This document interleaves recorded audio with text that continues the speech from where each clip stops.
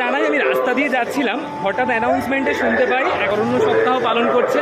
আর সেই রাস্তার ধারে, আর আমাকে ড্রেস দেখে তো বুঝতেই পারছো, রাস্তার ধারে গাছ দিচ্ছে। তো আমার গাছ খুবই ভালো লাগে, আর বাড়িতে জায়গাও রয়েছে, গাছ বসাতেও পারবো।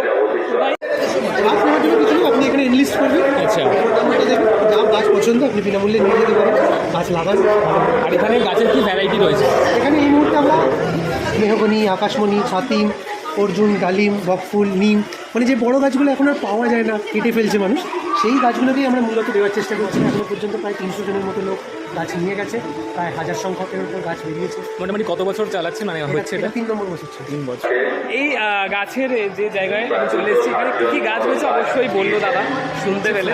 আর এই ফ্ল্যাটের কয়েকজন সদস্য মিলে এই গাছ দানের একটা মহোৎসবের আয়োজন করেছে, তো খুব ভালো লাগলো।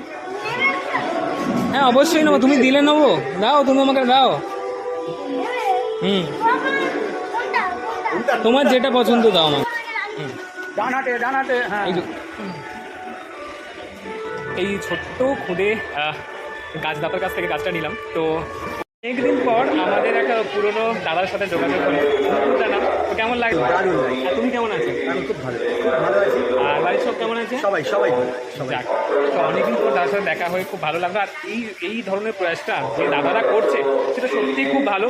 আমার ভিডিওর মধ্যে দিয়ে যারা এই ধরনের কাজ করতে পারবে অবশ্যই করো, সাথে গাছ অবশ্যই লাগাও। এখন পরিবেশের পরিস্থিতি খুব খারাপ, এখন গাছই পারে আমাদের সবাইকে বাঁচাতে। আর এখানে ভিডিওটা শেষ করছি, ভালো লাগলে অবশ্যই লাইক করে পাশাপাশি শেয়ার করো। রাধে রাধে।